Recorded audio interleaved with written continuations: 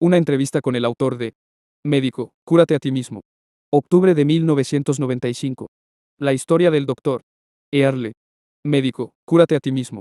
Apareció en la segunda y tercera ediciones del Gran Libro. El Dr. Earle fue entrevistado por teléfono en su casa, en California, por un miembro del personal de Grapevine. Grapevine. ¿Cuál es el contexto de su historia del Gran Libro? Dr. Earle, conocí a Bew y nos hicimos muy amigos porque tuvimos la misma historia de sofocos. Bew se puso sobrio con un gran sofoco y yo también.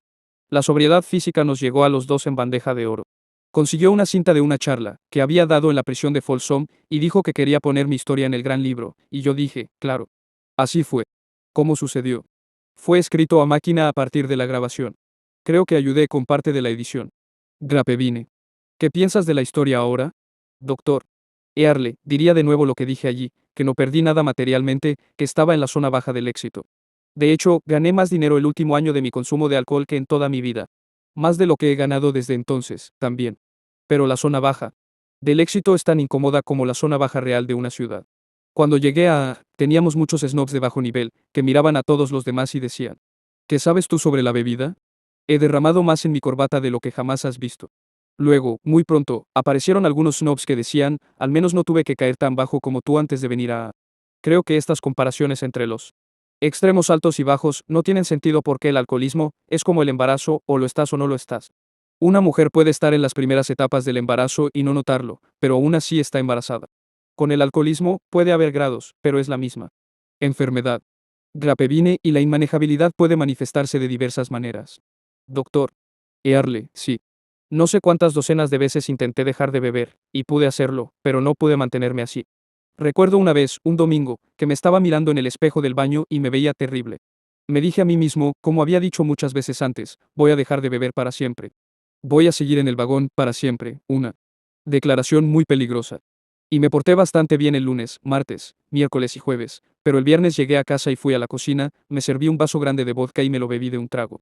Y mientras lo bebía, dije, Earle, dijiste que nunca más volverías a beber. De alguna manera, no podía mantenerme sin beber. Pero el último día que bebí tuve un tremendo destello de conciencia sobre lo que era la adicción y lo que me había sucedido y luego el deseo de beber desapareció y nunca más volvió a aparecer. Grapevine. ¿Qué sucedió? Doctor. Earle, habló un poco de eso en mi historia del Gran Libro. Lo único que sabía sobre A era lo que había leído en el artículo de Jack Alexander Saturday Evening Post, marzo de 1941. Decía que uno de los fundadores, el Dr. Bob, era médico, y yo soy médico, ginecólogo y psiquiatra, así que me identifiqué con eso. El último día que bebí, hablé con un amigo sobre A. Mi amigo me dio un papel que tenía 24 o 25 afirmaciones, dirigidas al bebedor que planea dejar de beber. No era yo. Yo no planeaba dejar de beber. De hecho, pensé que había resuelto el problema, una vez más. Había conseguido un brebaje que pensé que no me emborracharía, vodka con hielo. Además, nunca me había considerado alcohólico. No había usado esa palabra. Un borracho.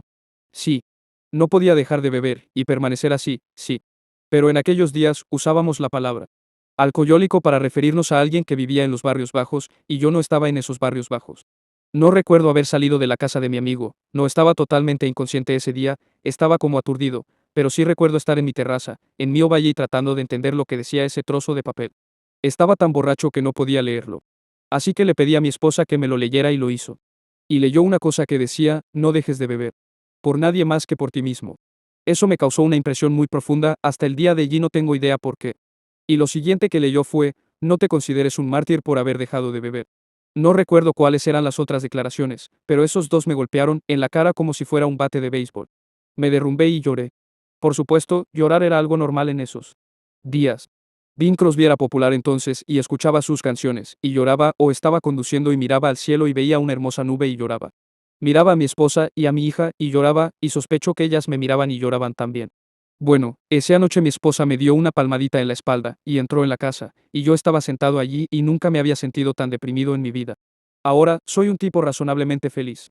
Tengo mis bajones, como todo el mundo, pero en general irradio por encima de la línea. Pero esto fue lo más profundo que me había sentido nunca. Me sentía terrible. No sé cuánto tiempo estuve sentado allí, fue mucho tiempo. Finalmente miré mi reloj y me di cuenta de que era hora de subir las escaleras. Vivíamos en la ladera de una montaña, e ir a la zona de barbacoa y hacer el fuego para la cena.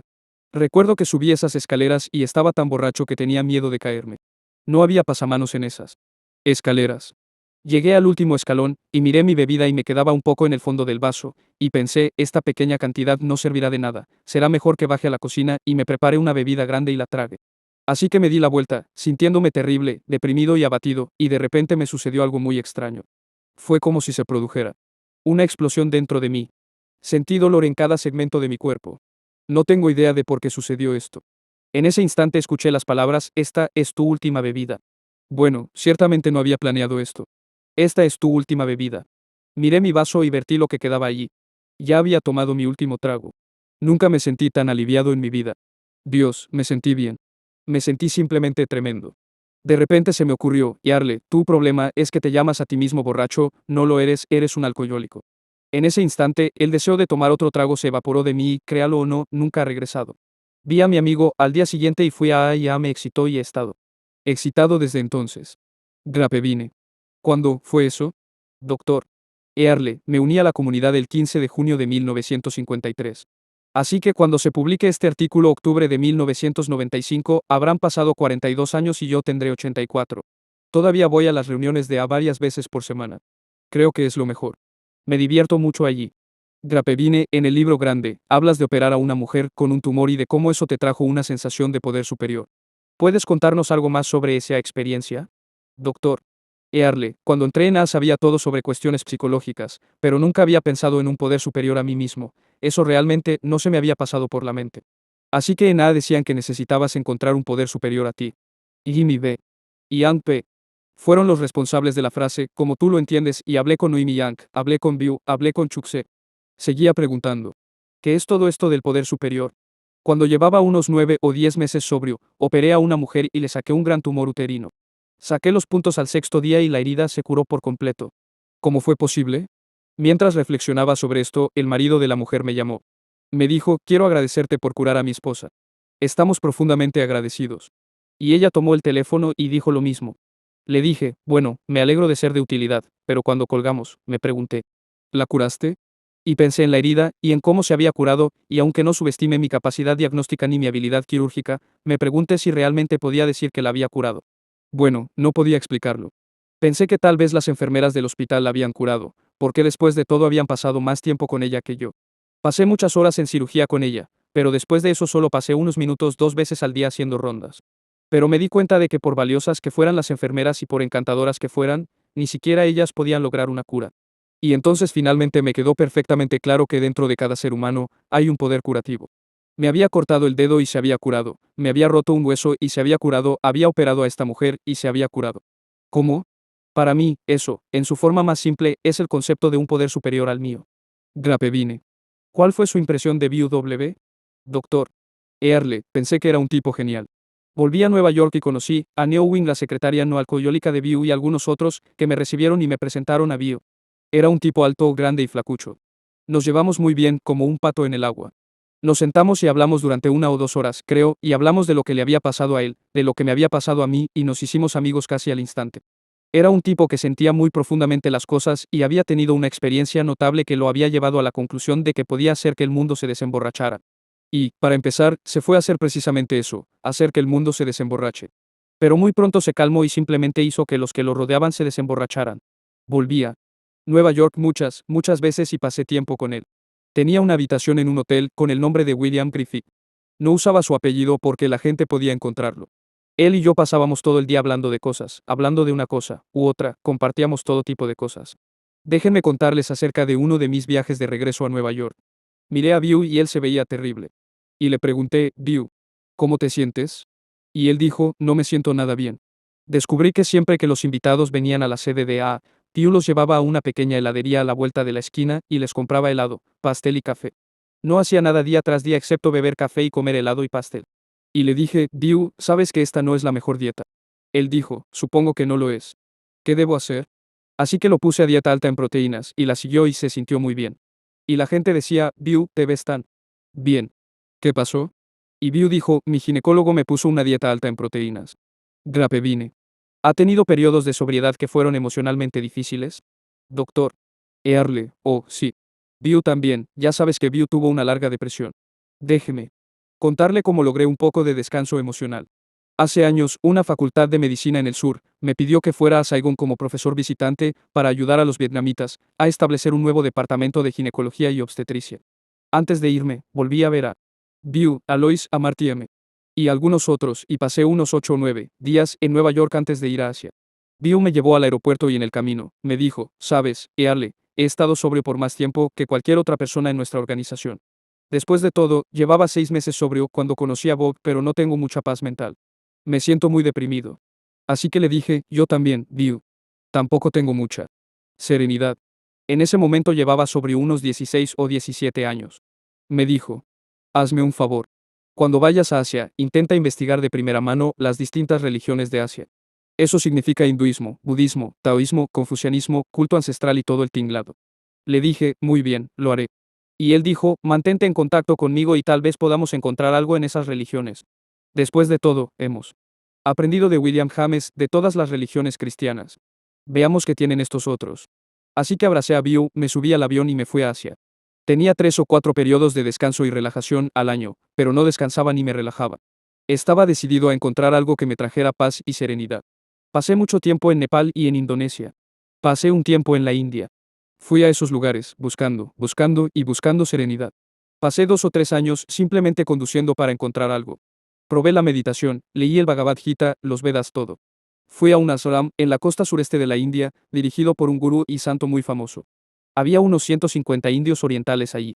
Yo era el único occidental y me dieron la bienvenida. Llevaba un dhoti, que es una falda blanca que usan los hombres, y lo llevaba como el resto. Todos comíamos en el suelo sobre grandes hojas de plátano de más de 1 metro de largo. Había comida en las hojas de plátano y la hacías como una bola con la mano derecha y la tirabas a la boca. No había cuchillos ni tenedores, así que hice lo que ellos hacían.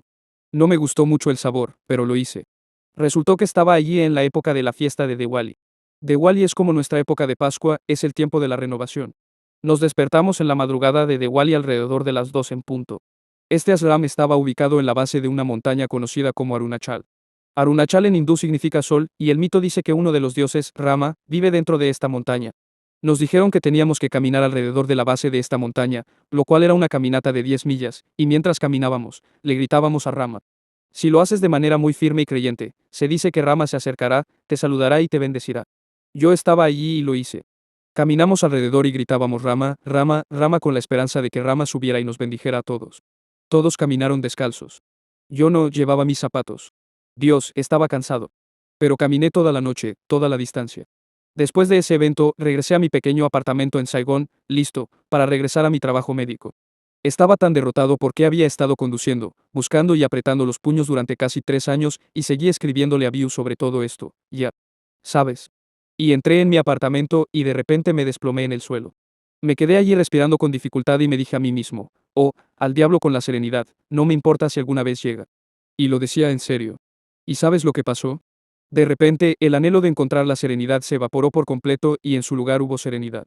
El problema era la búsqueda. Buscar ahí afuera lo que estaba aquí mismo. Ya sabes, solo tenemos esto en un segundo dado. Siempre hay ahora. Una vez que me di cuenta de eso, la serenidad se convirtió en mía. Ahora, estoy hablando de emociones, no he buscado ni una sola cosa desde ese día, porque todo está aquí mismo. A menudo le digo a la gente, en las reuniones, estás tratando de encontrar la paz mental ahí afuera. No te culpo, pero no está ahí afuera. Está aquí. Aquí mismo. Ahora bien, creo que existe un ser supremo, un Dios. Seguro que sí. Por supuesto. Pero, ¿tengo alguna creencia religiosa? No. La religión exige que haga ciertas cosas y mi vida en A no es así. A es una organización muy poco articulada. La gente dice que solo hay una manera de trabajar el programa. Eso es una locura. Hablamos de los pasos sugeridos, que son guías para la recuperación, no absolutos. El capítulo 5 del gran libro dice que ninguno de nosotros ha sido capaz de mantener algo parecido a una adherencia perfecta a estos principios.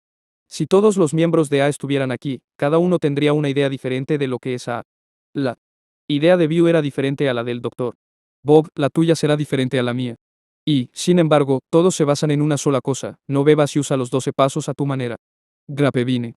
Ahora apadrinas a las personas de manera diferente, a como lo hacías hace años. Doctor Earle, no creo que lo haga. Tal vez en la actualidad, los apadrinados tienden a hablar no solo de su consumo de alcohol, sino también un poco más de los problemas de relación, y entonces entramos en conversaciones sobre sus esposas o novias, y algunos problemas emocionales. Grapevine, entonces, sean cuales sean los cambios que encuentres en A. ¿No te sientes incómodo con ellos? Doctor. Earle, bueno, algunos grupos de A se han convertido en una especie de foros psicológicos, y eso no es A para mí. Tal vez lo sea, no lo sé. Esto es lo que siento al respecto, correcto o incorrecto, A es mi familia, y cada familia tiene una mezcla de personas en ella. En todas las familias, hay personas fanfarronas que creen que lo saben todo, en todas las familias lo saben. En todas las familias, hay personas que se quejan todo el tiempo, en todas las familias. Y en todas las familias, hay personas que salen y les va muy bien y tienen éxito en el arte de vivir. Así que cuando llego a los quejosos, bueno, son un poco aburridos, pero por otro lado, en una familia siempre hay quejosos aburridos. Grapevine. ¿Cambió su matrimonio después de que se volvió sobrio? Doctor. Earle, oh Dios mío, sí. Me casé 4 veces. Estuve sobrio unos 15 años antes de divorciarme la primera vez. Había estado casado 30 años. Fue un matrimonio que no fue muy exitoso. Mi esposa y yo tomamos caminos diferentes, pero fuimos víctimas de la idea de que los buenos chicos y chicas no se divorcian. Finalmente le dije a Mary, sabes, creo que deberíamos divorciarnos y ella dijo, yo también lo creo. No tenemos mucho en común. Así que tuvimos un divorcio muy sensato, tranquilo y sencillo. Pero no puedes estar colgado de la cuerda durante 30 años y no echarla de menos cuando la corta. Así que, después de eso, me casé 2 veces por periodos muy cortos con 2 mujeres muy bellas. Buenas amigas mías G. Luego estuve mucho tiempo sin casarme, y luego conocí a mi esposa actual, y hemos estado casados 15 años. Ella está sentada aquí a mi lado, por cierto, trabajando en la computadora. Grapevine. ¿Hay algún paso que te resulte especialmente útil? Doctor. Earle, me gusta mucho el 10º paso. Cuando cometes un error pisarle los pies a alguien, puedes corregirlo de inmediato. Creo que es un paso muy valioso. Grapevine. ¿Cuál es tu opinión sobre el 11º paso? Doctor. Earle, déjame decir algo que puede resultar herético para muchas personas. Creo que la voluntad de Dios y la mía son idénticas. Creo que fue la voluntad de Dios que me volviera adicto al alcohol y las anfetaminas para poder encontrar A y dejar de beber. Y creo que lo mejor que me ha pasado en la vida fue el alcohol y las drogas que tomé, porque eso me trajo. ¿A dónde estoy y necesito estar aquí? Si el director de casting que dirige todo este universo viniera a mí y me dijera, Earle, vas a vivir tu vida de nuevo, le diría, está bien, pero quiero vivirla exactamente de la misma manera, toda la miseria, todas las bebidas, todas las anfetaminas. Tomaría todas las cosas que tomé exactamente de la misma manera. ¿Por qué? Si no lo hiciera exactamente de la misma manera, tú y yo no estaríamos teniendo esta conversación, y yo vivo de esas cosas. Entonces, el 11º paso es genial, pero no necesito rezar para recibir la guía de Dios. Está aquí todo el tiempo. Grapevine, entonces, la voluntad de Dios para ti es que estés sobrio. Doctor. Earle, así es, pero primero tuvo que emborracharme. Grapevine. ¿Hay algo que te gustaría decir para concluir? Doctor. Earle, creo que A es lo mejor que existe. Y creo que tenemos que verificar lo que está pasando en A y creo que tenemos que ver a A como una familia. A no puede ser como era cuando el doctor Bob y Beau estaban aquí. Creo que tenemos que aceptar los cambios en A, pero no olvidemos los 12 pasos. No olvidemos esos pasos sugeridos que podemos utilizar para hacernos más conscientes de lo que está pasando. Porque para mí lo mejor de la vida es estar consciente de lo que está pasando todo el tiempo. No voy a la iglesia, estoy en la iglesia todo el tiempo. Para mí, la oración es conciencia completa. No sé si eso tiene sentido para ti, pero para mí sí. Es estar consciente de las cosas, de lo que está pasando a mi alrededor todo el tiempo, en un segundo determinado. Para mí, eso es una forma de oración, una forma de rectitud, si quieres usar esa palabra religiosa. Grapevine, un budista podría llamar a esa conciencia atención plena. Doctor. Earle, los cristianos lo llaman un estado de gracia. En A tenemos un poco de estado de gracia.